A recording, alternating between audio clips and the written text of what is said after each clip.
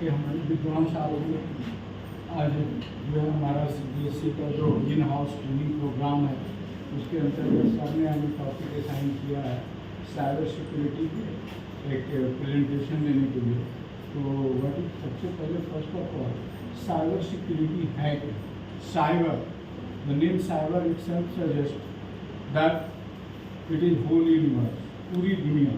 Cyber का मतलब ही है साइबर कोई बाउंड्री लेस चीज़ है। साइबर एक बाउंड्री लेस चीज़ है, इसमें कोई बाउंड्री नहीं होती, काल्पनिक है बाउंड्री।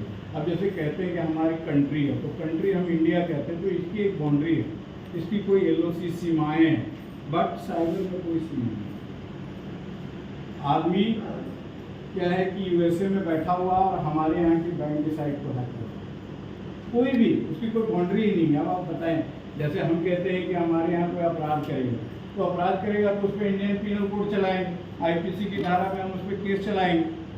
अब आप हमारी बाउंड्री में क्राइम तो हमारे यहाँ से हो रहा है, हमारे यहाँ हो रहा है, लेकिन क्राइम करने वाला हमारी बाउंड्री से बाहर है। अब आप बताइए उस पर कैसे, कौन सा क्राइम होगा, कौन सा केस चलाएंगे, किस कोड के तहत केस चलाएंगे? जिस कंट्री में बैठा हुआ उसके अकॉर्डिंग या हमारे अकॉर्डिंग।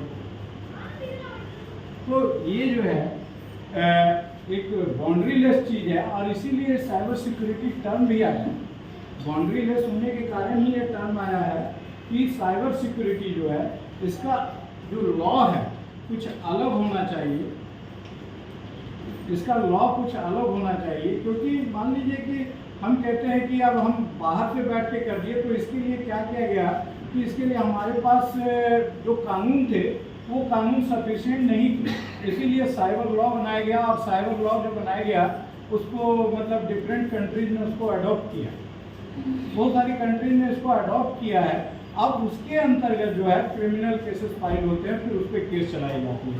तो इसको जैसे कुछ लोग, हम लोग इंडिया में जो है IT लॉ के नाम से भी जानते हैं, तो उसी लॉ में कुछ संशोधन करके, मतलब जो लॉ है वो तो अडॉप्ट रहेंगी, और हमारे कंट्री के रिस्पेक्ट में उसमें जो चीज़ है उसमें हम और चीज़ें इंक्लूड कर सकते हैं। तो जो भी साइबर लॉ बनाएंगे, जो भी कंट्री जो इंटरनेशनली जो उनका अपना समझौता है कि ये चीज़ें होंगी, तो वो उनके यहाँ भी होंगी, और उसके बाद उसके आगे उसमें वो लोग इंक्लूड करेंगे। तो हमारे यहाँ भी इन सब चीज़ की ज़रूरत कब आई?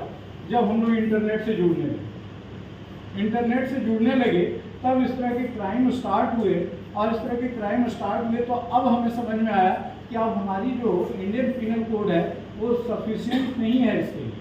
तब इसके लिए IT लॉ बना, और ये जो टर्म आया साइबर सिक्योरिटी का टर्म वहीं से आ गया कि हमारी जो है बाउंड्री लेस जो चीज़ें हैं, और बाउंड्री लेस जो ये हो रहा है, क्राइम हो रहा है, उसको हम कैसे रोकें।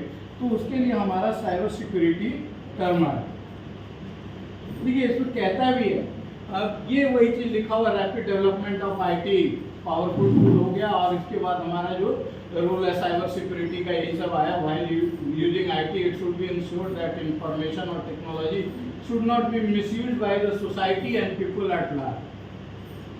There are certain ethics which play great role while using IT. तो मतलब कोई भी चीज़ के लिए इथिक्स होती है, सेट किया जाता है। जैसे डॉक्टर ट्रीटमेंट करते हैं तो उनका भी एक इथिक्स होता है, ठीक है ना।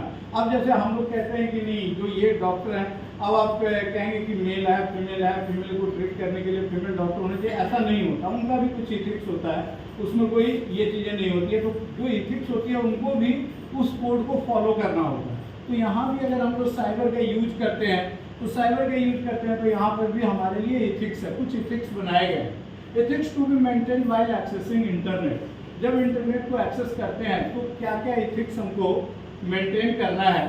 Do not try to steal secret information from any computer. अब इंटरनेट यूज कर रहे हैं और दूसरे का इंफॉर्मेशन ये कर रहे हैं, ब्रीच कर रहे हैं, उसको हम लोग चुरा रहे हैं, ये चीज़ें अलाउड नहीं है।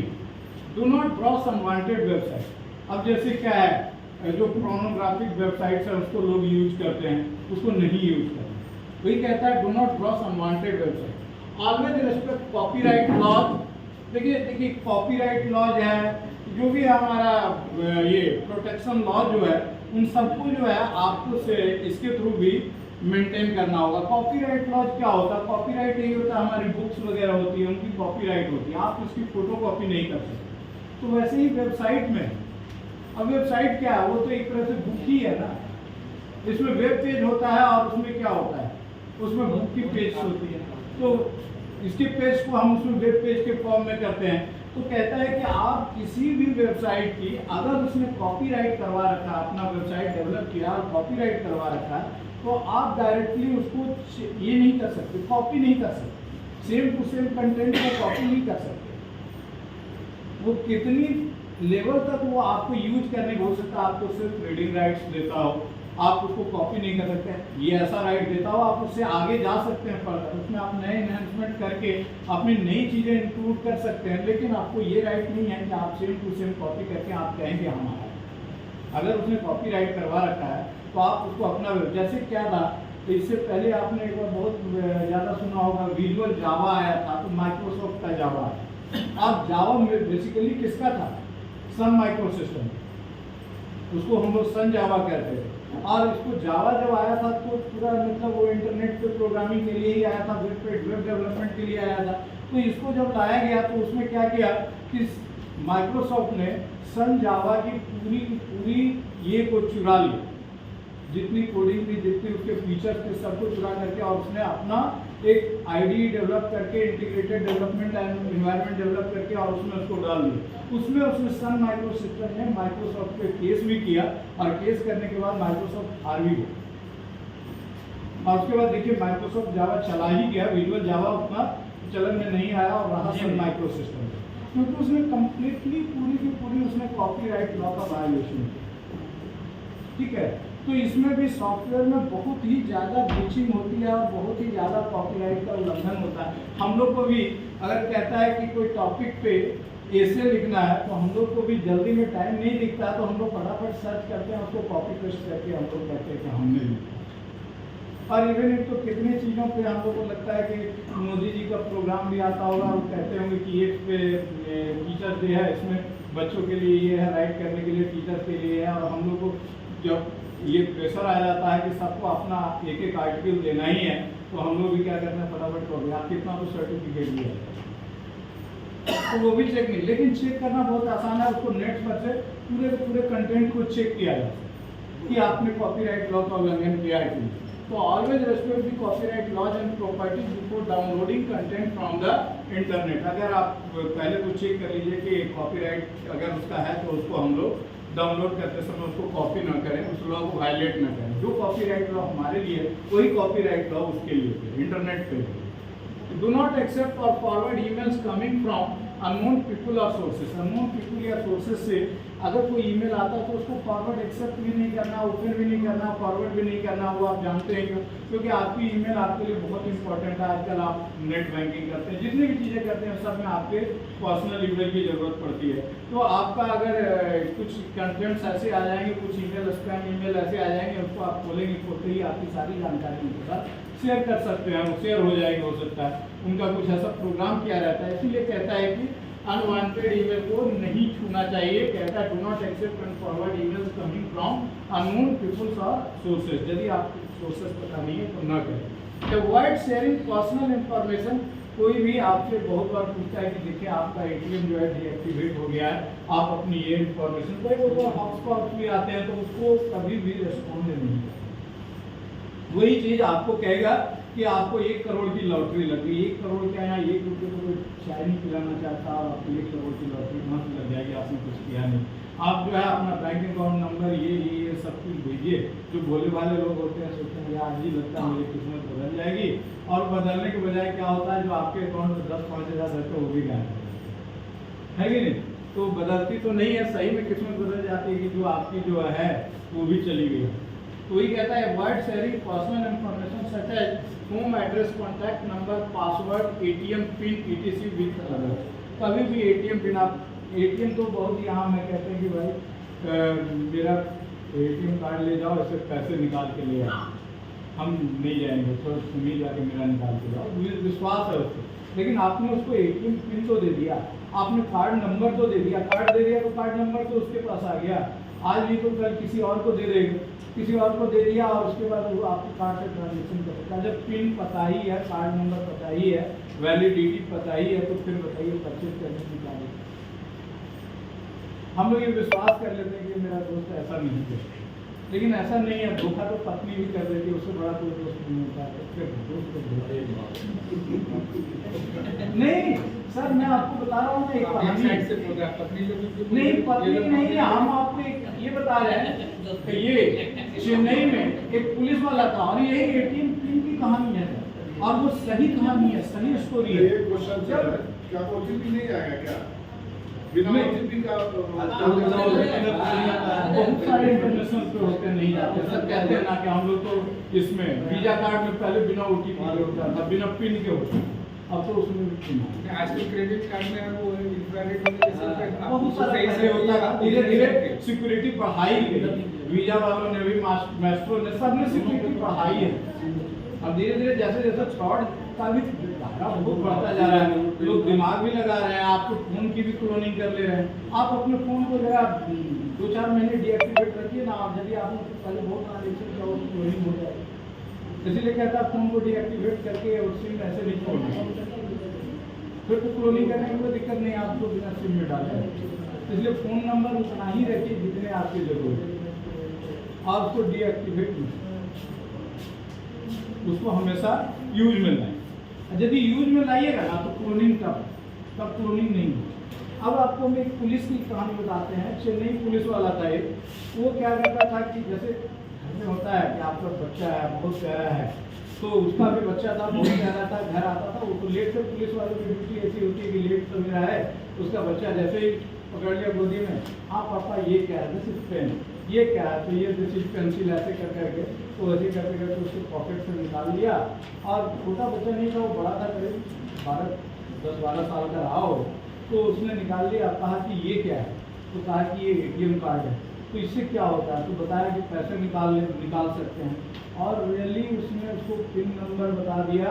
और वो पुलिस वाला था, उसके एटीएम से एक दिन 10,000 रुपये निकल गए, फिर 2 दिन के बाद फिर 10,000 रुपये निकल गए। अब उसको ये समझ में ना आया, वो बैंक में गया, कहता है कि भाई मेरा एटीएम से कैसे पैसा निकल रहा है। अब वो पुलिस वाला था, बैंक मैनेजर कहता है कि नहीं, ये बिल्कुल आपके एटीएम से सही ट्रांजेक्शन हुआ है, ये गलत ट्रांजेक्शन नहीं हुआ है, आपने एटीएम से निकाला, उसका बैंक वाले से झगड़ा हो गया। उसने क्या किया, बैंक मैनेजर पे केस कर दिया, और फिर उसके बाद उसकी इन्वेस्टिगेशन स्टार्ट हुई। जब इन्वेस्टिगेशन स्टार्ट हुई तो पुलिस वाले को भी बुलाया गया इन्वेस्टिगेशन के। जब वो गया तो उसने पूछा कि क्या आपने किसी को पिन बताया है, तो बोला नहीं, मैं क्यों किसी को पिन बताऊंगा। आए तो उसने बोला आपने पत्नी को बताया हूँ, अपने घर में किसी को बताया, किसी को दे करके पैसे, तब उसके दिमाग में हंस कर गया कि मैं अपने बच्चे को। और वहाँ से कहानी शुरू हुई। वो बच्चा उसका दोस्त था, बहुत सयाना था, दोस्त था, क्लासमेट्स, कॉलेज स्कूल के बच्चे बहुत नहीं रहे, वो सारे पैसे निकाल रहा था और उड़ा रहा था। अब वो वहाँ पे विक्टिम न बैंक वाला था न कुछ था, तो यहाँ पे क्या था, वो खुद से ही अपने आप को विक्टिम बना लिया था, उसने अपने बच्चे को बता दिया और उसकी कहानी की। तो ये कहता है कि एटीएम पिन वगैरह तो खैर किसी को बताना ही नहीं चाहिए, आपका पासवर्ड वगैरह है, नेट बैंकिंग का पासवर्ड है, ईमेल का पासवर्ड है, ये सब नहीं बताना चाहिए।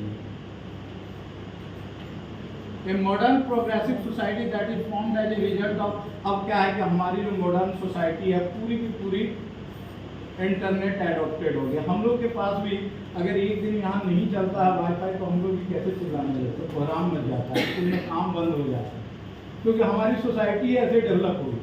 पहले क्या था, कोई भी काम होता था पोस्ट से होता था, हो गया, हाँ चला गया, पोस्ट चला गया, 15 दिन बाद हो गया, कोई सोचना नहीं है। अब तो है कि 1 मिनट के अंदर होना है, हमें 1 मिनट के अंदर सूचना भेजनी है अपने बॉस को, ये करना है, तो सब कुछ इंटरनेट से पहुँचे। तो इंटरनेट एडॉप्टेड सोसाइटी हो गया, अब हम इसके पार्ट हो गई है, हमारी लाइफ का पार्ट हो गया, हम इसको अपने से आपसे अलग नहीं कर सकते। तो अलग नहीं कर सकते तो साइबर सिक्योरिटी में तो जाना पड़ेगा। यही कहता है education, home work, education, recreation और सपोर्ट, कुछ भी हो उसके लिए इसमें जाना है। अब क्या some important net equity digital society में हमारे पास देखिए, जो सोसाइटी होती है उसके कुछ रूल्स रेगुलेशंस होते हैं। जैसे हम ही बात करते हैं किसी से, हेलो कह के बात करेंगे, किसी को गाली दे के बात नहीं कर सकते, तो वहाँ पे भी वही चीज़ है। यहाँ पे भी अगर नेट पे भी क्या है, एक तरह से वो हमारी सोसाइटी का पार्ट बन गया, तो नेट पे भी हम किसी से मीट करते हैं, नेट मीटिंग फिक्स करते हैं ना। नेट पे आजकल हम लोग ट्रेनिंग भी चलाते हैं, नेट पे हम लोग ये भी चलता है, क्या कहते हैं, 10 लोग बैठ करके बातें भी करते हैं, सब कुछ होता है। वीडियो कॉन्फ्रेंसिंग जिसको बोलते हैं, तो उसकी भी कहता है नेट इक्विटीज है, मतलब कुछ जो भी नेट पे काम कर रहे हैं, जैसे हम लोग सिटी में रहते हैं तो सिटीजन्स है, तो नेट पे जो लोग हैं इन्वॉल्व हैं उनको नेटिजन्स बोलते हैं, तो उसके लिए अलग थोड़ा टर्म डेवलप किया गया है। तो उसी तरह से इक्विटीज है, तो नेट इक्विटीज है, internet the set of results that is to be followed while working the internet is known as net equities, or a person who has accepted and obeyed the responsibility of using internet in productive socially responsible way termed as netizens। तो भी हम लोग socially responsible वे में हम लोग net का use करते हैं, तो हम लोग नेटिजन्स हुए। तो जैसे सिटीजन्स के लिए हमारे पास कुछ सिटीजन चार्टर होता है, एक सिटी में रहते हैं तो उसका एक चार्टर होता है, उसको फॉलो करना होता है। उसी तरह से नेटिजन के लिए जो नेट पे जो हमारा ओवेज है, रूल्स एंड रेगुलेशंस है, उसको यूज करने का, उसको फॉलो करना है, जो भी इथिक्स है उसको फॉलो करना है।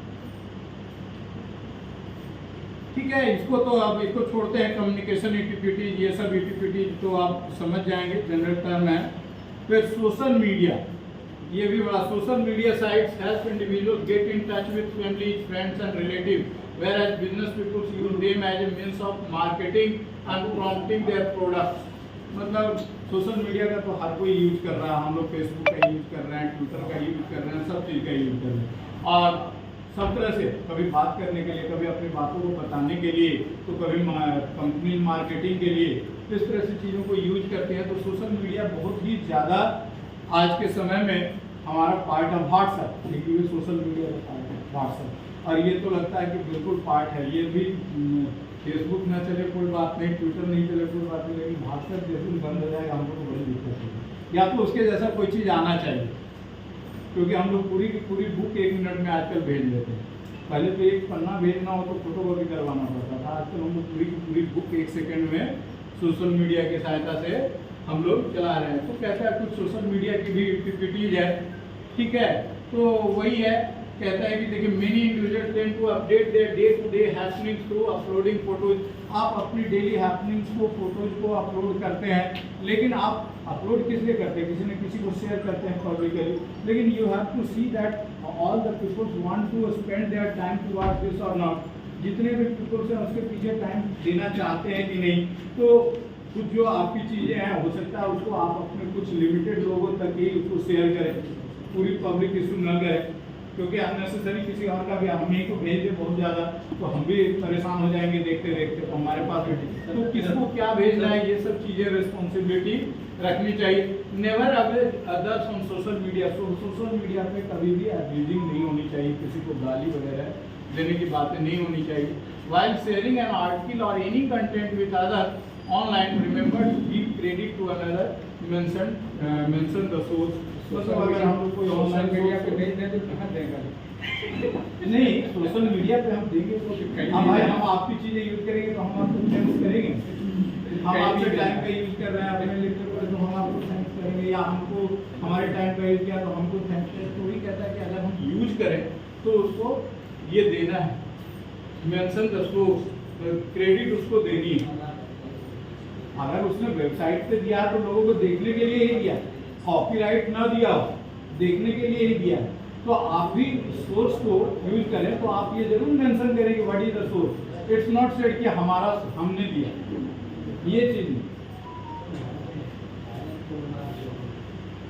What is cyber crime? An online crime which involves computer and network is known as cyber crime। Cyber crime क्या है? जो ऑनलाइन क्राइम होता है वो आपका साइबर, पहले ही हम लोग डिस्कस कर चुके हैं कि नहीं। साइबर क्राइम में आपका क्या है, देखिए there are various types of computer related crime such as illegal copying of software, sending computer viruses, stealing of hardware for data, ठीक है। तो ये सब जो चीज़ें हैं सब अपना साइबर क्राइम में ही आता है। हैकिंग सबसे ज़्यादा पॉपुलर है, सब बताने की भी जरूरत नहीं, बैठे बैठे आपकी सारी आपकी ईमेल आईडी हैक हो जाती है, पूरी बैंक की वेबसाइट हैक हो जाती है। तो इस तरह की चीज़ें हैकिंग चलती रहती है। अब हैकर्स हैक करते हैं। अब देखिए इसमें कोई कभी कभी हैकर्स और क्रैकर्स में डिफरेंस पूछता है। क्रैकर्स भी हैकर्स का एक पार्ट है, लेकिन हैकर्स को क्या कहता है ना, वो किसी भी तरह से आपकी चीज़ों को जान लेता है, आपके बगल में बैठता है और आप पासवर्ड हमेशा खोलते हैं, तो रीड करते करते आपके कीबोर्ड के हाथ की रीडिंग को देखते हुए हो सकता है कि आपने कर लिया और फिर वो आपका दोस्त ही आपका दुश्मन बना हुआ है। लेकिन आपको पता नहीं है। तो ये सब चीज़ें हैक हो जाती है। वैसे ही क्रैकर्स होते हैं, वो क्या करते हैं, पासवर्ड को क्रैक करते हैं, और पासवर्ड को क्रैक करने के लिए डिफरेंट मेथड्स यूज करते हैं। अब डिक्शनरी के सारे वर्ड के थ्रू जाएंगे, सारे कम्बिनेशंस के थ्रू जाएंगे, जैसे भी है।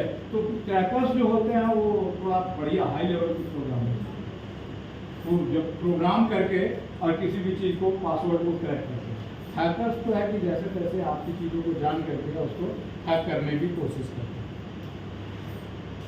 फिर ईवस ड्रॉपिंग, ये मैलिशियस अटैकर है, मतलब ये करते हैं कि कैसे भी आपकी चीज़ों को अटैक कर दें। आप अटैक कैसे करते हैं, आप देखिए, एक बार क्या होता था कि पीएनबी जो है पैसे, एक आदमी क्या किया, नेटवर्क से उसको ये करता था, फॉलो करता था।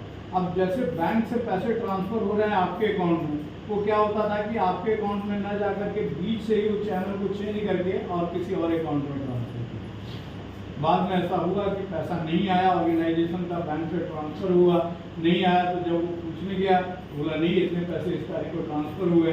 फिर उसके बाद उसने तो सही अकाउंट डाले थे, लेकिन बीच में उसको कहीं और नेट के थ्रू ही उसको इधर से उधर कर दिया गया, दूसरे अकाउंट में ट्रांसफर कर दिया। तो दी जाती है ड्रॉपिंग की चीज़ें हैं, ये सब चीज़ें नेटवर्क पे स्टीलिंग की चीज़ें होती है। तो इन सब चीज़ों को, इसीलिए साइबर सिक्योरिटी बैंक वालों का तो साइट भी बहुत ही मतलब सिक्योर साइट्स रहता है कि उनका किसी भी तरह से गड़बड़ ना हो। इसीलिए वो लोग देखते होंगे कि अपनी जितने भी सॉफ्टवेयर डेवलप करवाते हैं, या तो TCS, इन्फोसिस, इस टाइप की कंपनी से डेवलप करवाते हैं। हम लोग के यहाँ भी आया था सारा दर्पण, लेकिन आज तक चल नहीं पाया।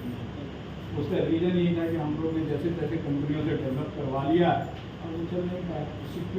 सिक्योर था, वो क्या था, क्या इम्प्रैक्टिकल था, हमारी ये के अकॉर्डिंग नहीं बना था। हमारी जो इन्वायरमेंट है, अब हम क्या, हमारा क्या है, हमारे यहाँ जैसा नेट चलता है वैसा सिस्टम चाहिए, हमारे अकॉर्डिंग चलना चाहिए। अगर वो USA के अकॉर्डिंग सिस्टम है, तो USA में तो भाई फुल टाइम नेट आप फुल स्पीड से चलता रहता है। हमारा तो किसी दिन खत्म हो जाता है कि धीरे चलता है, तो भाई धीरे भी चले तो उस सिस्टम में हमारा चलते रहना चाहिए, है कि नहीं। तो उसके लिए फैसिलिटी होनी चाहिए वैसे, तो वो चीज़ें नहीं थी। इसीलिए MDRN का देखिए, उसमें क्या होता था कि 200-400 लोग लॉगिन हो गए, उसके बाद लॉगिन ही नहीं होता। तो वो सब चीज़ें उसमें नहीं थी अवेलेबल। अब वही कहते हैं कि उस समय कहा कि MDRN बहुत बड़ा केवी, बहुत बड़ा ऑर्गेनाइजेशन है।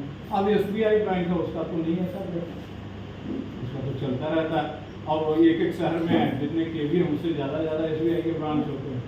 तो ऐसा नहीं था, वो डेवलपमेंट सही नहीं था, एनवायरमेंट को देख के development. Fusing also known as carding or spoofing, आपके कार्ड से पसंद नहीं। फ्यूजिंग में सबसे बड़ी चीज़ यही है। तो फ्यूजिंग वगैरह से आपको बचना है। तो आपको बताया है कि कभी भी ATM पिन और ये सब जो है किसी भी चीज़ को मत बताएं किसी को। कार्ड नंबर या जब भी चीज़ें ट्रांजेक्शन करें तो आप उसको कुछ ऐसा यूज करें कि कोई उसको कैमरे में उसको रिकॉर्ड ना हो या कुछ हो। आजकल देखते हैं ATM भी अब चेंज टाइप के आ रहे हैं, ATM में भी ऐसे आप कार्ड डालेंगे तो वहाँ से कोई कैमरे से उसको कवर नहीं करता। तो धीरे धीरे इन सब चीज़ों में चेंजेज आया है। Cyber stacking, it is a new form of cyber crime which is increasing in our society. The cyber tracker puts someone who may know you and you closely follow, कोई ये closely जो आपको जानता है वो आपको ट्रैक कर रहा है धीरे धीरे। मैंने कहा ट्रैक करके आपका पासवर्ड जान गया, अब आपको ट्रैक करना शुरू करेगा दूसरे लोगों से कि आप क्या कर रहे हैं, क्या नहीं कर रहे हैं। साइबर बुलिंग, गाली गलौज करना, ये सब चीज़ें नहीं करनी है। ये सब these are the cyber crimes है, ये सारी चीज़ें। Bank frauds is also a cyber crime. Cyber security क्या है? Cyber security is the practice of defending computers and services, servers, mobile devices, electronic system, network and data from malicious attacks. Malicious attacks जितने हैं उनसे जो बचने की चीज़ें हैं, कैसे बचेंगी, उसके लिए हमारे पास साइबर सिक्योरिटी टर्म आया है। और साइबर सिक्योरिटी में प्रोटेक्शन यूजिंग फायरवॉल, एक फायरवॉल होता है, जैसे एंटीवायरस तो सबसे ज़्यादा पॉपुलर है। तो फायरवॉल आजकल उसके सॉफ्टवेयर के टर्म में भी आता है, हार्डवेयर के टर्म में भी आता है। फायरवॉल होता क्या है? फायरवॉल मतलब ये आग की दीवार, जो लक्ष्मण रेखा नाम सुने हैं, लक्ष्मण रेखा क्या था? वो आग की दीवार थी। जैसे ही कोई चोरी करने आए उनको डर क्या था? लक्ष्मण ने रेखा क्यों खींच दिया था कि इसका कोई सीता का अपहरण करके न ले। तो जैसे ही कोई उस लाइन को क्रॉस करेगा तो वो जो है जल जाएगा, अपने आप ऑटोमेटिकली फायर हो जाएगा। That was the firewall. The same concept over here. यहाँ भी क्या था, आप देखिए पुराने जमाने में राजा महाराजा जितना का किला होता होगा, बड़ा बड़ा किला, उसके चारों तरफ भी देखते हो कि वाटर रिजर्वायर टाइप का बना रहता है, और उसमें क्या करते थे, वो क्रोकोडाइल छोड़ देते थे, बहुत ज़्यादा संख्या में। अगर कोई दीवार को फाड़ने की कोशिश करता है तो गिरा तो वो ऑटोमेटिकली चला जाता, तो उसको क्रोकोडाइल खा जाता। तो वो क्या था, वो एक तरह का फायरवॉल का कंसेप्ट कि कोई भी इस चीज़ को क्रॉस न कर। तो यहाँ भी फायरवॉल प्रोटेक्शन अगर आप अपने सिस्टम में लगाते हैं तो कोई भी अनऑथराइज एक्सेस होगा तो ऑटोमेटिकली वो फायर होगा और उसको आपको एक्सेस करने नहीं। जैसे एंटीवायरस भी डालते हैं, कोई भी चीज़ अनऑथराइज कोई नया सॉफ्टवेयर इंस्टॉल करने लगते हैं तो इमीडिएटली उसको रोक देते, आपसे परमिशन मांगता है, आप परमिशन देते हैं तभी वो उसको इंस्टॉल। तो जब तक कुछ आप नया इंस्टॉल नहीं करेंगे तो कैसे हैक करेंगे, तो कुछ तो करना पड़ेगा, कुकीज छोड़ना पड़ेगा या कुछ करना पड़ेगा। तो ये जनरल चीज़ें हैं। तो वही कहता है protection using firewall, anti malware software, आपका एंटीवायरस के साथ ही एंटी मालवेयर सॉफ्टवेयर आता है, ठीक है। तो इन सब को आपको रन करने के लिए जानना होगा। सेफ ब्राउजिंग, सेफ ब्राउजिंग मतलब उल्टी साइटों की ब्राउजिंग मत करें, जो अननोन वेबसाइट है उसको ब्राउज न करें, जिसकी ज़रूरत है उसको ब्राउज करें। अब सेफ ब्राउजिंग में आपका ये भी आता है, जैसे कि देखिए हम कहते हैं कि नेट बैंकिंग की साइट खोल रहे हैं, तो नेट बैंकिंग में साइट में जो सिक्योर साइट्स होंगे वो देखिए दो तरह की साइट्स आती है, एक HTTP और एक HTTPS आती है। जो HTTPS साइट है वो सिक्योर साइट्स है, ऑलवेज यूज HTTPS साइट। जो HTTPS नहीं है जिसमें लगा हुआ वो सिक्योर नहीं है। नेट बैंकिंग की जितनी साइट होगी उसमें HTTPS लगा होगा, और HTTPS जो है वो सिक्योर साइट कहलाती है। उसके आगे देखिएगा कि एक पैडलॉक का साइन, लॉक का साइन लगा हो, तो यदि लॉक का साइन आ रहा है तो that means this is secure site. तो ये जो है सेफ ब्राउजिंग यही हुआ। आप जो अनसेफ साइट है उसको विजिट करेंगे, और हो सकता है कि बहुत सारा मिलता जुलता है आपके नेट बैंकिंग से मिलता जुलता साइट बना देगा, और आप कोई CS लिखना भूल गए या कुछ हुआ, आपका वही जो है गूगल से लोड किया और आपका लोड हो गया एक बार, और आप उसी पे ट्रांजैक्शन कर दिए, पैसा आपके अकाउंट से निकल के जहाँ भेजना था उसके जगह देना होता है, क्योंकि तो दूसरे की साइट है ना, वो तो उससे मिलता जुलता वैसा डेवलप कर दिया।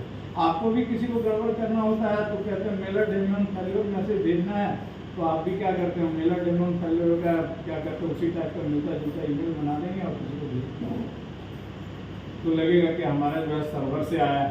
तो इस तरह की चीज़ें बहुत ज़्यादा होती है। सेफ ब्राउजिंग इसीलिए कहता है आइडेंटिटी प्रोटेक्शन, अपने आइडेंटिटी को हमेशा प्रोटेक्ट करके रखिए। कोई भी चीज़ें पूछी जाए नेट पे तो उसको बताना नहीं है, ठीक है।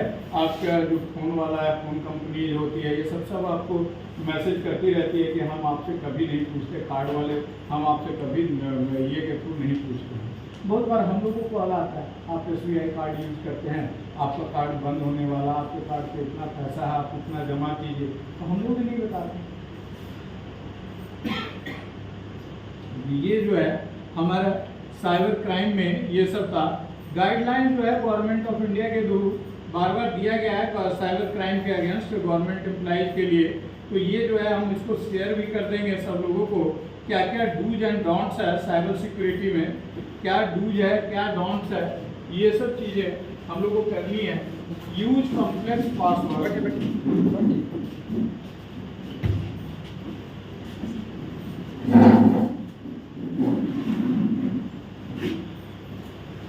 तो गवर्नमेंट ऑफ इंडिया के द्वारा हमारे लिए साइबर सिक्योरिटी के बहुत सारे नॉर्म्स तय किए गए हैं।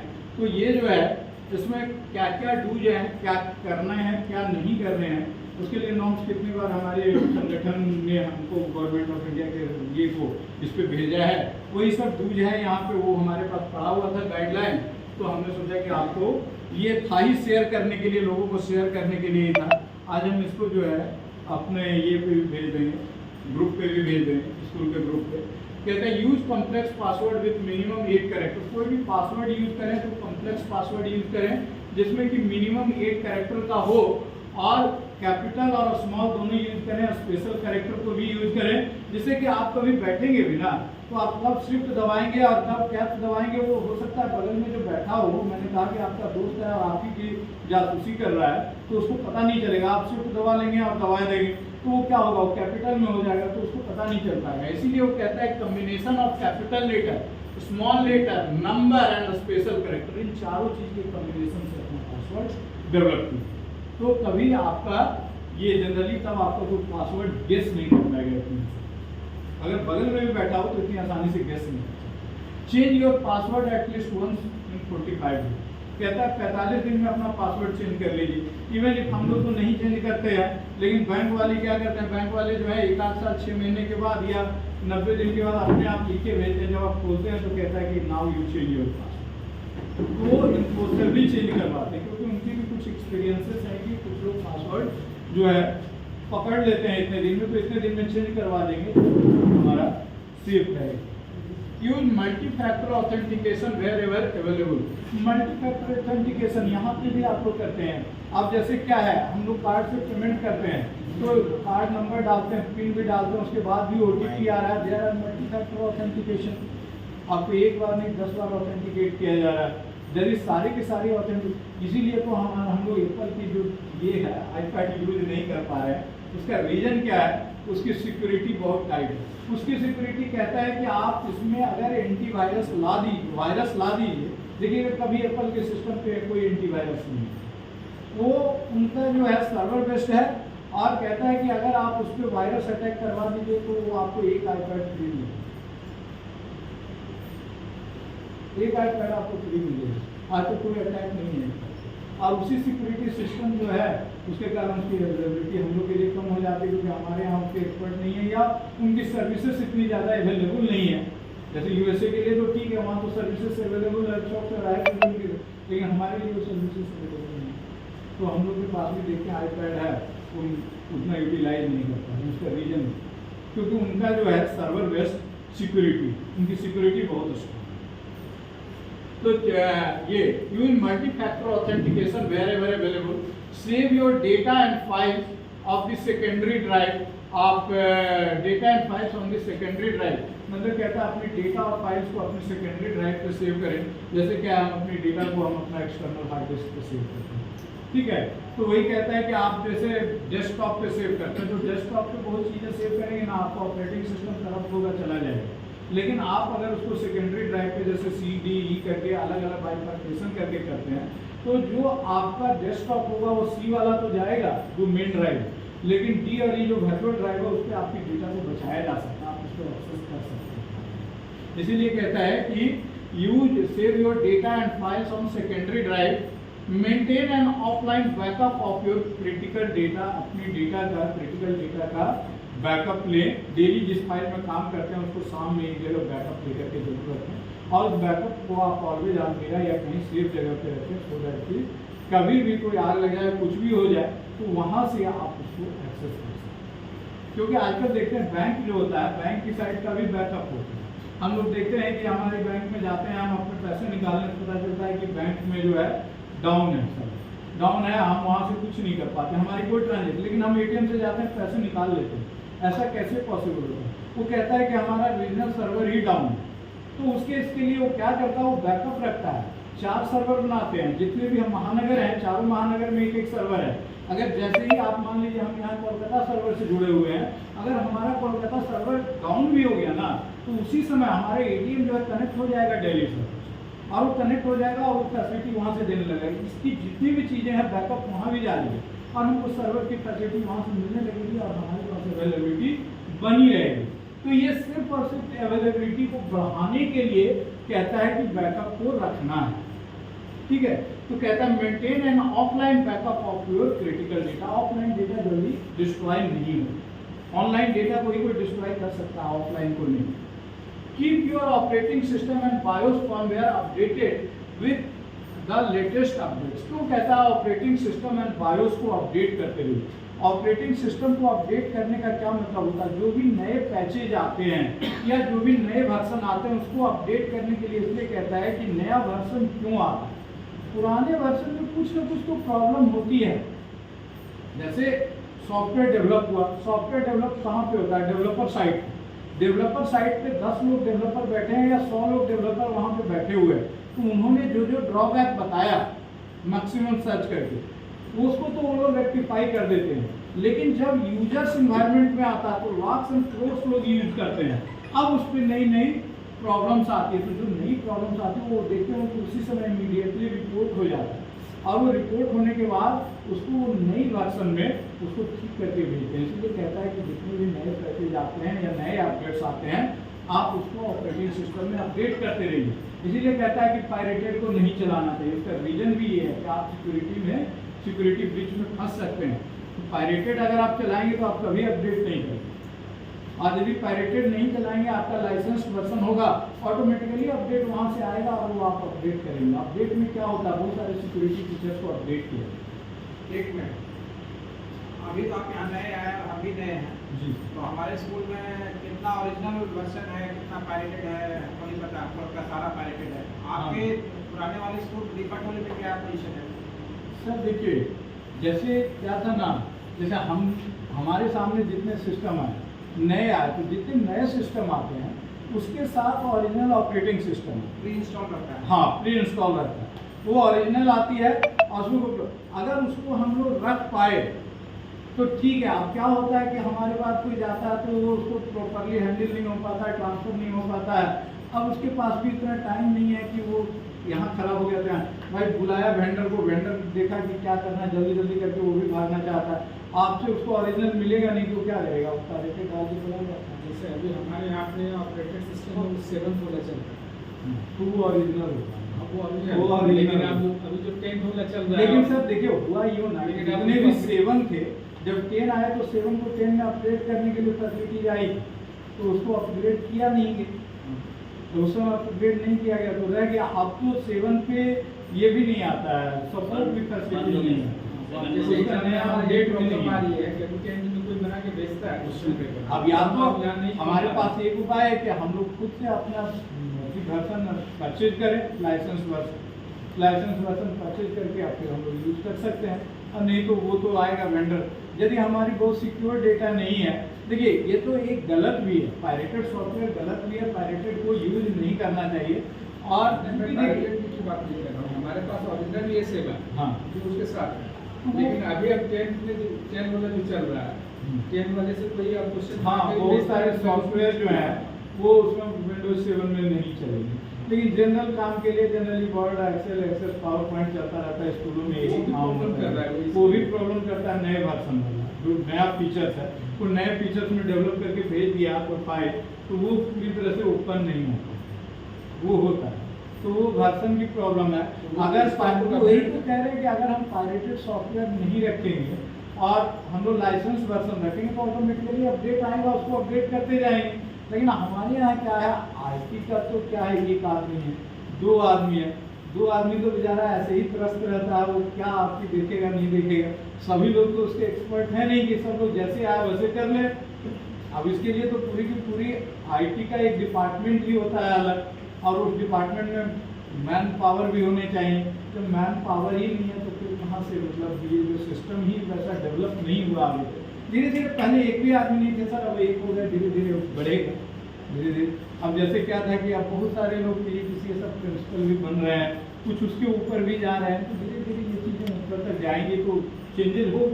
पहले से तो काफ़ी चेंजेज आए हैं, तो अब इसके आगे और भी चेंजेज आएंगे।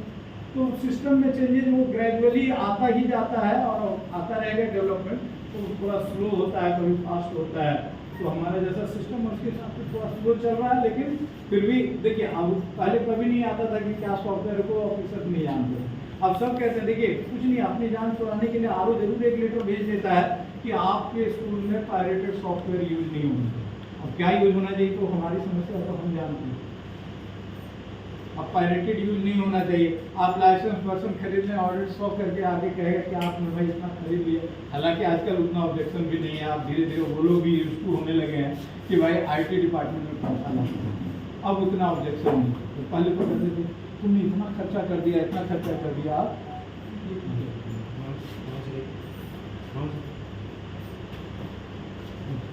तो वो जो है अब तो धीरे धीरे वो ऑब्जेक्शन भी हम लोग भी शुरू में देखते थे कि बहुत ज़्यादा, वो तो इतना तक देखता था, कहता था कि आप ईमेल से भी डेटा भेजते हैं, पोस्ट से भी भेजते हैं, तो आप अननेसेसरी खर्च करते हैं पहले तो। अब ये सब चीज़ें बंद हो गई। अब तो हम देखते हैं कि जो भी थोड़ा बड़े स्कूल हैं, 3 सेक्शन 4 सेक्शन वहाँ तो कोई देखता ही नहीं, इतना कंप्यूटर यूज हुआ, इतना पैसा गया डिपार्टमेंट में गया, कोई नहीं पूछता। आप मतलब और ऑडिट में भी इतना ज़्यादा ऑब्जेक्शन नहीं, पहले तो आता था। तो ये सब चीज़ें धीरे धीरे चेंज हो रही है, सब चेंज होंगी। और ये पायरेटेड का जैसे देखिए क्या है कंसेप्ट कि पायरेटेड तो यूज नहीं करना है और ये बिल्कुल मनाही है और हम लोग यूज करते हैं, ये भी गलत है। लेकिन क्या है कि कंपनीज है, कंपनी क्या करती है जैसे कॉमर्शियल प्लेसेस पे अगर आप पायरेटेड, उनको पता लग जाता है कि कौन एजुकेशनल इंस्टीट्यूशन की जगह कुछ पायरेटेड यूज हो रहा है और कौन, ये उनके पास इतना ये रहता है, एजुकेशनल इंस्टीट्यूशन को छोड़ देते हैं। क्यों? क्योंकि वहीं से जो ट्रेंड होकर के यदि हमारे ज़्यादा चीज़ों को सिखाएगा किसी को, तभी तो हमारा मार्केट बढ़ेगा। हम विंडोज़ सिखा रहे किसी को, तो विंडोज़ का मार्केट बढ़ेगा तो विंडोज़ का कोई लाइसेंस वर्जन ही खरीदेगा। अब वो अपने कॉमर्शियल स्थान पे जाके यूज करेगा तो उसको पकड़ेगा, जाके विक्टिम बनाएगा, हमको छोड़ देगा। क्यों? क्योंकि वो तो हमारा मार्केट बढ़ा ही रहा है। एजुकेशनल ऑर्गेनाइजेशंस को जनरली देखिएगा कि लाइसेंस वर्जन भी देते हैं, आप उनसे कंपेयर करके लीजिएगा तो कम रेट पे भी देते हैं।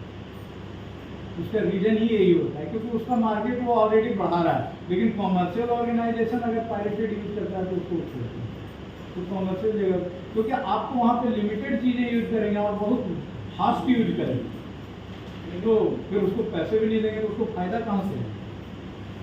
अब यहाँ है कि हम सीख के चले गए, अब हम यूज टू हो गए माइक्रोसॉफ्ट के, हमको कल कोई ubuntu चला, लाइनक्स बिल्कुल फ्री ऑपरेटिंग सिस्टम है लेकिन कोई नहीं चला पा रहा है। ubuntu फ्री ऑपरेटिंग सिस्टम है, कोई नहीं चला पा रहा है। उसका रीजन क्या है? उसका रीजन यही है कि माइक्रोसॉफ्ट ने इतना फ्रीली सबको सिखा दिया, NIT जैसी ट्रेनिंग इंस्टीट्यूट को पहले ही सब फ्री में दे दे करके इतना सिखा दिया कि सब लोग अब word, excel, excel, PowerPoint ही चाहते हैं। ऑफिस ORG पे चले जाइए तो बिल्कुल फ्री ऑफ कॉस्ट है, बिल्कुल फ्री ऑफ कॉस्ट है office.org पे। उसमें Word, Access, Excel, PowerPoint की जितने भी फीचर्स हैं, उसके सॉफ्टवेयर हैं, उसमें आप चला सकते हैं, लेकिन उसको कोई यूज नहीं करता क्योंकि थोड़ा तो चेंजेज आता ही है मेनूज वगैरह। अब हम कहते हैं कि हमको बताने वाले 4 लोग जो है बगल में बताएंगे कि मेरे ये कौन तुम यूज कर रहा है, हम तो इसके बारे में जानते ही नहीं। लेकिन आपको देखिएगा कि वर्ड यूज करेंगे तो 4 लोग बताएं हाँ ये नहीं हो रहा था, ये ऐसे होगा, ये आपको हेल्प करने वाले नहीं और उसमें मिलेंगे ही नहीं पकड़ता है सिस्टम में ज़्यादा, वो ज़्यादा सेफ भी है, जो कि ज़्यादा सेफ है। यूनिक्स पे, लाइनक्स पे वायरस कम है। आप जितने भी मिनिस्ट्री ऑफ डिफेंस में है सबसे ज़्यादा लाइनक्स और यूनिक्स यूज होता है। HP, Sun, Solaris ये सब सिस्टम यूज होता है। क्यों? क्योंकि उस पर वायरस नहीं है। अब उसको कोई वायरस डेवलप करके करेगा ही, वो तो कोई देश की इंटेलिजेंस एजेंसी है उसको ब्रीच करने के लिए डेवलप करवाएगी। हमारे आपको ब्रीच करने के लिए बैंक के लिए तो वो करवाएगा नहीं। अब बैंक वाला अगर ऐसा सिस्टम डेवलप कर दे कि यूनिक्स पे ही चलेगा और इस विंडो पे नहीं चलेगा तो फिर तो उसका कोई नेट बैंकिंग ठप हो जाएगा। कोई नेट बैंकिंग चलाए, आप चलाना जानिएगा तब ना, आप लाइनक्स यूज करना ही नहीं जानते, उसको कमांड ही नहीं जानते हैं, आप उसको यूज कैसे कीजिए? तो इसीलिए मतलब हर जगह वो चीज़ें यूज नहीं हो सकती और उन सब पे वायरस भी कम है। तो कॉमर्शियल को क्यों डेवलप करेगा जब उस पर हमारा कोई कॉमर्शियल एप्लीकेशन ही नहीं है? अब डिफेंस वाला सिस्टम है तो कोई दूसरी कंट्री का डिफेंस वाला ही उसको ब्रीच करने की कोशिश करेगा, हम आप क्यों उसके लिए डेवलप करेंगे? लेकिन सबसे बड़ा चीज़ है जो एंटीवायरस का नया वर्जन लॉन्च करता है वही वायरस भी लॉन्च करता है। अगर वो वायरस लॉन्च नहीं करेगा तो बताइए उसका नया वर्जन कौन खरीदेगा? अपनी सिक्योरिटी को खुद तोड़ता है, तो खुद रखता है, नहीं तो उसका नया वर्जन कोई खरीदेगा ही नहीं एंटीवायरस का। तो एंटीवायरस लॉन्च करने वाला ही वायरस भी लॉन्च, ऐसे उसको कहाँ से लाना है? ऐसे विंडोज के अपडेटेड वर्जन में काफी नया फीचर, हाँ बहुत सारे सिक्योरिटी आपको कहता है जैसे कि विंडोज 10 में कह रहा है कि ये की जरूरत ही नहीं, क्या कहते हैं एंटीवायरस। लेकिन देखिए वैसा कहना गलत है।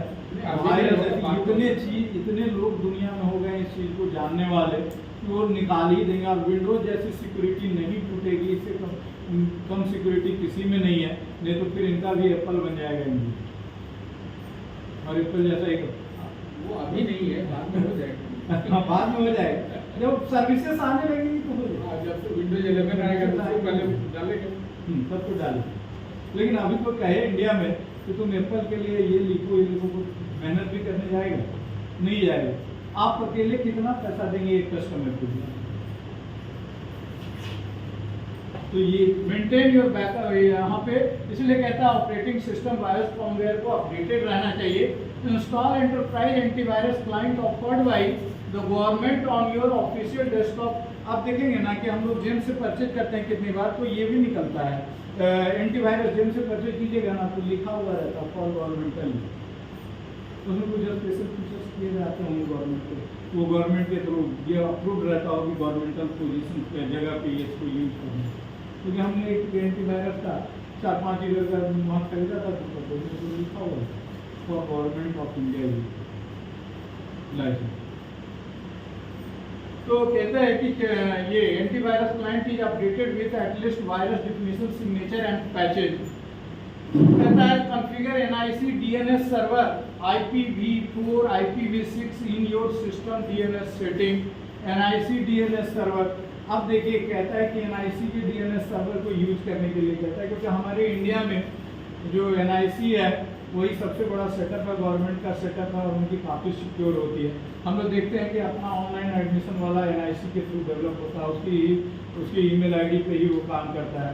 हमारा देखिए हमारे स्कूल की साइट NIC की साइट पे नहीं है, लेकिन संगठन की साइट NIC kvsangathan.nic.in वो साइट सिक्योर है, लेकिन हमारे स्कूल की साइट सिक्योर नहीं, क्योंकि इसको कॉमर्शियल वाले में डाल दिया है और ac.in मतलब गवर्नमेंट ऑफ इंडिया की वेबसाइट तो है, लेकिन उसको NIC की साइट पे NIC के सर्वर से लिंक है, लेकिन हमारे संगठन की साइट जो है NIC की साइट, तो वो NIC DNS का यूज है ना, उसको पैसे NIC ज़्यादा मांगता है, स्कूल उतना खर्च नहीं कर सकता, तो स्कूल NIC की साइट पे नहीं दे रहा।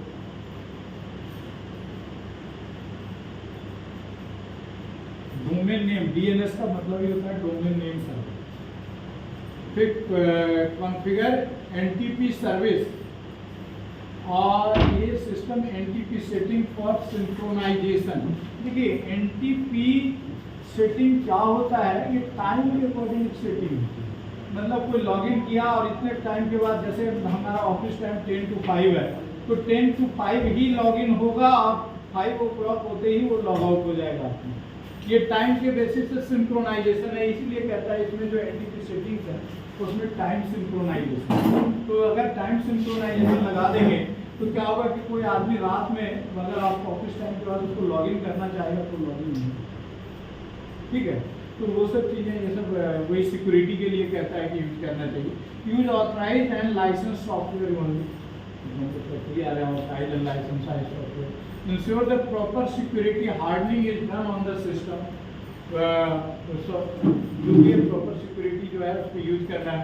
When you leave your desk temporarily, always lock। कहता है यदि आप, हम लोग तो क्या करते हैं कि डेस्कटॉप को ऐसे छोड़ के निकल लेते हैं, तो कहता है कि यदि कहीं भी जहाँ नेटवर्किंग बेस्ट होता है, जनरली हमारे कंट्री में, हमारे स्कूल में तो ऐसा नहीं है, स्कूलों में तो ऐसा नहीं होता, लेकिन जनरली ये सब जितने भी ऑर्गेनाइजेशंस हैं वहाँ यूज होता है, तो सभी यूजर्स को लॉगिन मिलता है, वो अपने लॉगिन से लॉगिन करता है और फिर उसके बाद जाता है तो लॉग आउट करिए। तो कहता है कि अगर आप कहीं पानी पीने के लिए भी छोड़ रहे हैं तो आप अपने सिस्टम को लॉग आउट करिए, कोई दूसरा बगल वाला बैठ के आपके सिस्टम के साथ खेलते हैं, अपने लॉगिन का पासवर्ड किसी को पता नहीं, वो आप ही को पता है, और उसको अगर कोई ख़त्म कर सकता है या चेंज कर सकता है तो जो एडमिनिस्ट्रेटर होगा वहाँ पर वही कर सकता है, बाकी कोई दूसरा नहीं कर सकता।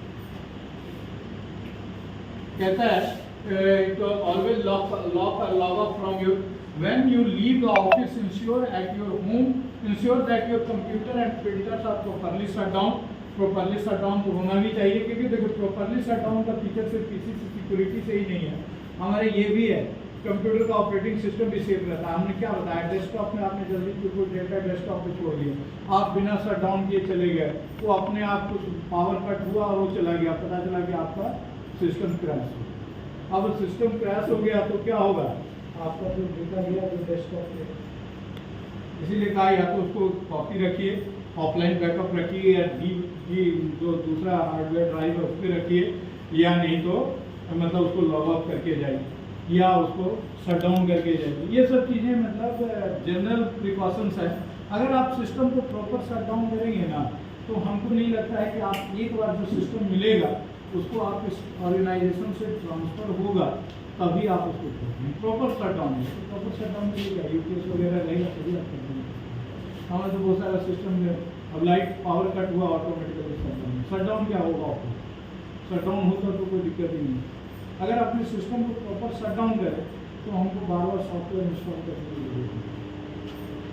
ये प्रॉपर शट डाउन बहुत बड़ी चीज़ है, क्योंकि हमको तो जहाँ तक याद है, हम जितने भी ऑर्गेनाइज 3 साल 4 साल 5 साल तो एक स्कूल में रहते ही है, तो हमने तो 1 से 2 सिस्टम चेंज किया, उसके अलावा तीसरा सिस्टम नहीं जरूरत थी, क्योंकि हम प्रॉपर शट डाउन कर दिए। तो अगर शट डाउन सिर्फ एक शट डाउन ही एक ऐसा सिस्टम है ना, अगर करके जाइए तो फिर आपका सिस्टम क्रैश नहीं होगा। शट डाउन मतलब ऑफ करना कंप्यूटर। हाँ, कंप्यूटर को प्रॉपर ये जो शट डाउन होता है ऑल्ट F4 करके शट डाउन होता है। यहाँ से जैसे ऑल्ट F4 कीजिएगा तो कोई विंडो क्लोज हो जाएगा। जैसे देखिए यहाँ पे डेस्कटॉप पे है, ऑल्ट F4 किए, यहाँ पे स्विच है, ये sign off switch shut down, ये अगर करके गए तब आपको कोई प्रॉब्लम नहीं। ऑल्ट F4 क्लोज के लिए होता है। अगर विंडोज पे आप सारे के सारे विंडोज क्लोज है, जैसे देखिए पहले का हमारा सारा विंडो क्लोज हो गया, जब हमारा मेन विंडो एक्टिव है ऑपरेटिंग सिस्टम का, तो ऑल्ट F4 करेंगे तो शट डाउन होगा। हाइपर नेट करके रखिए तो लाइट चली जाएगी तो गया ना, ऐसे आपको अपनी प्रॉब्लम नहीं है, वो तो ठीक है। लेकिन जब पावर कट हो गया तो पावर कट को मान लीजिए, हमारे इंडिया में तो पावर कट होगा तो आपको यूपीएस का बैकअप दे देगी। पावर कट से ही तो मेन बहुत बड़ा बचने की चीज है।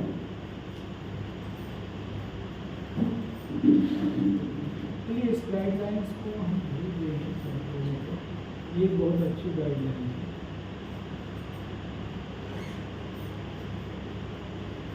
ठीक है, जो भी सेट प्रिंटर है उसके लिए कहता है यूनिक पासकोड डालना चाहिए।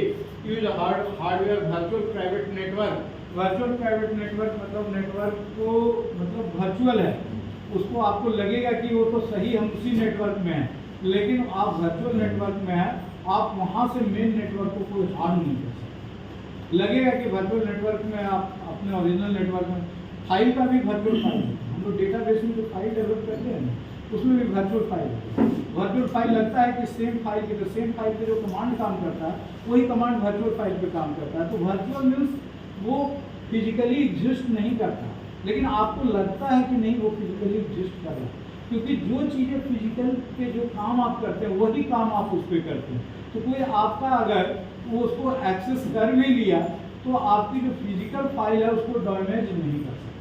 तो नेटवर्क में लगेगा कि ये वर्चुअल नेटवर्क है, और वो वर्चुअल नेटवर्क कभी भी आपके ओरिजिनल नेटवर्क को डैमेज नहीं है।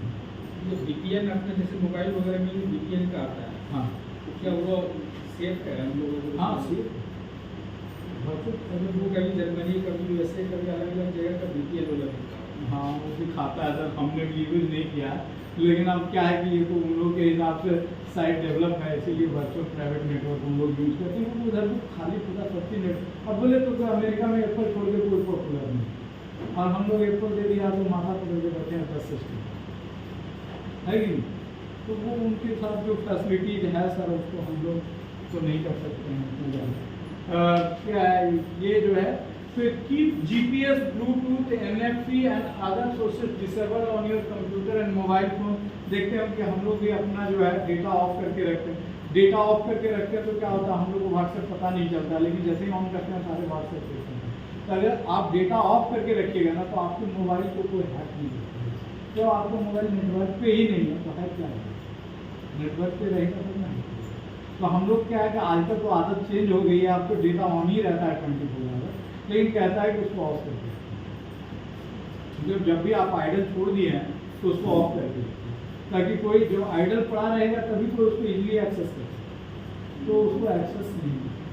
तो इसलिए कहता है जब यूज नहीं कर रहे हैं, लेकिन अब आप इतना याद कहाँ रहता है सर, तो 24 आवर्स ऑन ही रहता है। बोले वो तो पार्ट हो गया ना लाइफ का। Download app from official app stores of Google, मतलब गूगल प्ले से ही ऐप डाउनलोड कीजिए, या ये iOS का जो ऐप है ऐप स्टोर से ऐप डाउनलोड कीजिए, इधर उधर से आप डाउनलोड नहीं कीजिए। कोई वेबसाइट पे अपनी ऐप दे देता है तो कहता है कि नहीं, अगर आपका सिक्योर है तो क्यों नहीं आप गूगल प्ले में गूगल प्ले में दे दीजिए, वो करा दीजिए। तो वो चीज़ें हैं, कहता है कि उन्हीं से डाउनलोड कीजिए। Before downloading an app check the popularity of the app, app की पॉपुलरिटी को भी चेक करने के लिए कहता है आलतू फालतू ऐप जो है हम लोग को डाउनलोड करने से मना कर रहा है, क्योंकि आलतू फालतू ऐप डाउनलोड कर लेंगे, आपका नेट तो उससे कनेक्ट हो गया, सिस्टम आपके थ्रू से कनेक्ट हो गया, और कहीं वो गलत ये हुआ तो प्रॉब्लम हो जाएगी। कहता है use a standard user non administrator account for accessing your computer laptop और रेगुलर वर्क। रेगुलर वर्क के लिए नॉन एडमिनिस्ट्रेटर का अकाउंट किसी को नहीं मिलना चाहिए। जो भी ये देखिए कि सिस्टम में भी क्या करता है, डेवलप करता है, तो एडमिनिस्ट्रेटर अकाउंट और यूजर अकाउंट्स अलग अलग होते हैं। एडमिनिस्ट्रेटर अकाउंट अगर यूजर जो है कभी लॉक भी कर दे अपना अकाउंट, पासवर्ड चेंज भी कर दे, तो एडमिनिस्ट्रेटर से आप उसको ये कर सकते हैं, हटा सकते हैं। तो इसीलिए कहता है कि एडमिनिस्ट्रेटर अकाउंट से कभी भी किसी को यूज करने के लिए यूजर को मत दीजिए। While sending any important information or document over electronic medium, kindly encrypt the data before transmission। ये इंक्रिप्शन और डिक्रिप्शन, ये जो क्रिप्टोलॉजी हम लोग पढ़ते हैं, वो इंक्रिप्शन और डिक्रिप्शन होता है। कि जैसे क्या कहते हैं, हम लोग को क्या होता है, बच्चे में अपने दोस्तों को बुलाना होता था, तो हम जानते थे कि गए बुलाने, तो उसके पापा जान गए कि खेलने के लिए बुलाने आया, तो हमको भी डांट पड़ेगी और उसको भी पिटाई लगेगी। हम लोग कोड वर्ड सेट कर लेते हैं कि हम ये बाहर से आवाज़ आएगी तो समझ लेना कि हम बाहर आ गए हैं, तुम भी बाहर आ गए। कोड वर्ड में बात करते हैं, दैट इज क्रिप्टोलॉजी। ये क्या क्रिप्टिंग चीज़ें हैं। तो कहता है कि यहाँ भी आप अपने पासवर्ड को क्रिप्टिक करके सेव करके रखिए, या इंफॉर्मेशन किसी को दे रहे हैं तो क्रिप्टिंग फॉर्म, क्रिप्टेड फॉर्म में दीजिए, उसको कीज दे दीजिए। जैसे हम कहते हैं कि हम ए की जगह पे सी लिख देंगे, हम मतलब 2 कैरेक्टर बाद का लिख देंगे। हर चीज़ जो भी पास करेंगे उसको जब आप डिक्रिप्ट करेंगे तो क्या करेंगे, उसे 2 कैरेक्टर पहले वाला लिख करके आप उसको डिक्रिप्ट कर लेंगे। तो ये एक तरह से क्रिप्टोलॉजी होगी। क्रिप्टोलॉजी की पूरी स्टडी में सब डिफरेंस उसकी कर सकते हैं, क्योंकि उनकी जितनी इंफॉर्मेशन पास होती है सारी की सारी क्रिप्टोलॉजी एक पूरा सब्जेक्ट ही इसमें क्रिप्टो करेंसी भी चलने लगा है। हाँ क्रिप्टो करेंसी वही है, लेकिन उसको मान्यता नहीं है सर। नहीं है ये कैसे कहाँ इंडिया गवर्नमेंट में कहाँ है? टैक्स ले रहा है, टैक्स लेने के लिए टैक्स ले अब उसका तो क्या है, बिक रहा था कि क्रिप्टो करेंसी इतना मतलब फायदा भी हुआ, बेनिफिट भी हुआ लोगों को, बहुत ज़्यादा लोगों को। अब विदेशों में तो चलता है, यहाँ भी चल रहा है, यहाँ भी बहुत चल रहा है। यहाँ भी कुछ कानून वानून उसके लिए बनाने के लिए ऐसा नहीं है, वो पैसा टैक्स के लिए दे दिया। Observe caution of opening any certain uniform resource locator। मतलब इस तरह का जो लोकेटर आता है वो जगह देखते होंगे कि आप housing.com पे या मैजिक बिट्स पे खोलते हैं तो इस तरह छोटा छोटा ये आता है, लिंक आता है, उससे आप कहता है कि सिक्योर साइट्स के लिए इस तरह की चीज़ों को मत यूज कीजिए। Observe caution while opening any links shared through SMS। अब ये सब तो खैर रखना है। आपका रिपोर्ट सस्पिशियस ईमेल्स के बारे में पहले ही बताया है कि उसको नहीं ओपन करना है। Adhere to the security advisor published by NICCRT के थ्रू जो भी आपका ये है, इसका ये भी दिया गया है एडवाइजरी इसमें, तो इसको जो है हम इसको खोल करके देखिए कि सबको यूज करें। फिर डोंट्स है, डोंट्स भी बहुत सारे हैं। Don't share the same password. आप बहुत जगह, सब जगह पे, सब जितना आपके पास कार्ड होगा सब में एक ही पिन डालते होंगे, क्योंकि भूल जाएंगे, हम लोग भी डालते हैं। लेकिन कहता है कि नहीं, वैसा नहीं करना चाहिए। 10 गो ईमेल आईडी होगा, 5 का आप सब पर एक ही पासवर्ड डालते होंगे, तो वही कहता है कि नहीं करना चाहिए। Do not save your password in the browser. और ब्राउजर में तो कभी पासवर्ड, देखिए जब भी आप करते हैं ना, तो आपके घर का सिस्टम करके सेव खोलते हैं, फटाफट खुल जाते हैं। तो ये कहता है कि नहीं, उसमें सेव मत कीजिए। उसमें पूछता है, और वो जब आप यस कर देंगे ना, तो दूसरी बार जाएंगे, ओपन करेंगे, ऑटोमेटिकली उस सिस्टम पे ओपन होगा। बार वो याद नहीं रहता है। हाँ, तो इसीलिए ना कहता है कि पासवर्ड आप अपना एक क्राइटेरिया सेट कर लीजिए कि हमारा यही पासवर्ड है, उसके हिसाब से आप याद रखिए और पासवर्ड को हमेशा डालिए। पासवर्ड को उस पर सेव मत कीजिए, लिख कर रखना। हाँ, कहीं लिख करके रखना, डायरी में लिख करके रखना। जनरली जैसे मोबाइल में भी कहीं, मोबाइल में भी कहीं दूसरी जगह पर, जैसे मोबाइल में तो बिल्कुल नहीं रखना चाहिए, वो तो कभी भी गिर सकता है। एक अलग है वो ऐप वगैरह है, जैसे आप तो पता कर लीजिए कि वो ऐप कितना सिक्योर है। वही बताया ना कि ऐप की बेस पर सिक्योरिटी है। पासवर्ड सेव करने वाला ऐप को क्यों डेवलप करेगा सर? आप बताइए, वो आपका डैमेज करने वाला ऐप। लिख के रख दीजिए सबसे बढ़िया। हाँ, वो ठीक है, आप एक पर्सनल डायरी रखिए या कोई फाइल में रखिए जिसका कि स्ट्रॉन्ग पासवर्ड सेटअप कीजिए अपना पर्सनल ड्राइव पे। ये जो है पर्सनल हार्ड ड्राइव रखिए, उसमें किसी फाइल पे रखिए और उसका ड्राइव जो है तो पासवर्ड जो है स्ट्रॉन्ग पासवर्ड होना चाहिए, तो उसमें कोई दिक्कत नहीं। एक पासवर्ड तो याद रहेगा ना, उसके अंदर तो सारा का सारा हमको भी नहीं याद रहता है, हमारा भी पासवर्ड का 7-8 पेज लंबा फाइल है, तो इसमें हमारा इसी में सेव होता हार्ड डिस्क पे सेव। और उसका एक हमने स्ट्रॉन्ग पासवर्ड रखा है, उसको जाके खोलते हैं, वहाँ से हमको सारा मिल जाता है। और जब भी हम यूज़ करते हैं, चेंज करते हैं नेटवर्किंग में, हम उसी समय इमीडिएट वहाँ पर भी चेंज करते हैं, क्योंकि हम वहीं से देख करके खोलते भी हैं और जैसे ही चेंज करते हैं तो वहाँ पर हम चेंज भी करते हैं, तो हमारा अपडेट होता है। तो ये हम लोग कर सकते हैं। वैसा अलग से डायरी वाली बात भी ठीक है, एक डायरी को तो सेफ रखा जा सकता है। अब वो जमाना गया है। अब तो खैर सही बात है, ऑनलाइन ही यूज करते हैं। Do not write down any password, IP address, network. अब इतना तो फॉलो करके अब आदमी का दिमाग भी खराब, आदमी पागल हो गया, सब चीज़ चला गया है कि नहीं। तो सबको कहीं ना कहीं तो नोट डाउन करके रखना पड़ेगा, लेकिन उसको सेफ सिक्योर रखना पड़ेगा। ये चीज़ें do not save your data and files on system drive. System drive पे नहीं सेव करने के लिए कहता है, खास करके सी और रूट पे। सी और रूट पे तो मैंने बताया कि कभी भी वो उड़ सकता है, आप करप्ट हुआ है। Do not update also internal restricted confidential government data file और any non governmental cloud service. मतलब क्लाउड सर्विस जैसे एनआईसी का क्लाउड सर्विस है, उसी पर गवर्नमेंटल डेटा रखिए, नॉन गवर्नमेंटल क्लाउड सर्विस को नहीं। डू नॉट यूज ऑब्सोलीट और अनसपोर्टेड ऑपरेटिंग सिस्टम। कोई पुराना ऑपरेटिंग सिस्टम का यूज मत कीजिए, भले हम यूज करें। तो खैर हमारे पास कोई सिक्योरिटी बहुत ज़्यादा नहीं है, सिक्योर डेटा बहुत ज़्यादा नहीं है। ये जो है do not use any third party DNS service और एनटीपी सर्विस, थर्ड पार्टी का यूज नहीं करना है। तो ये सारे के सारे चीज़ें हैं सर, इसको हम आपको भेज देते हैं। Do not share system password, printer password, WiFi password with unauthorise person को ये सब शेयर नहीं करना है। तो इसमें कुछ डॉस एंड डोंट्स हैं, इसको ऑलवेज फॉलो कीजिए, 20/22 दिया हुआ है। और these are the some cyber security resources, कहाँ से आपको साइबर सिक्योरिटी के बारे में जानकारी मिल सकती है। Laws, policy, guideline, security advice, ये सारी की सारी वेबसाइट्स हैं जो कि गवर्नमेंट ऑफ इंडिया की .in वेबसाइट है, gov.in है, gov.in है, nic.in है। तो ये जनरली सिक्योर साइट्स है, इसको आप फॉलो कर सकते हैं, ठीक है। तो इसको हम लोग शेयर कर लेते हैं। ये जैसे लास्ट वाला 6 में वो एस टर्म HTTP। हाँ, तो ये सिक्योर साइट नहीं है। cybercrime.gov.in है तो इंडिया गवर्नमेंट की, लेकिन ये सिक्योर साइट नहीं, ये सिक्योर साइट नहीं।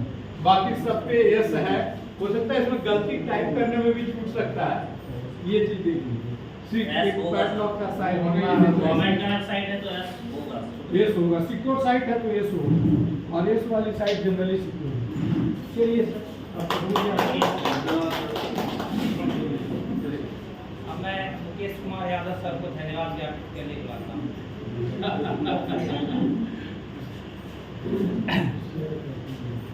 अच्छा, आज तो शेयर नहीं कर पाएंगे क्योंकि नेट नहीं। मैंने इससे पहले धन्यवाद ज्ञापित किसी को नहीं किया है, मंतोष सर मेरे पहले ग्राहक हैं। और मंतोष सर को साइबर सिक्योरिटी एंड सेफ्टी के लिए इतने अच्छे वर्कशॉप के लिए बहुत बहुत धन्यवाद। सर एक क्वेश्चन मेरा है, सर वो वायरस आप जैसे बोल रहे हैं, कोई मान लीजिए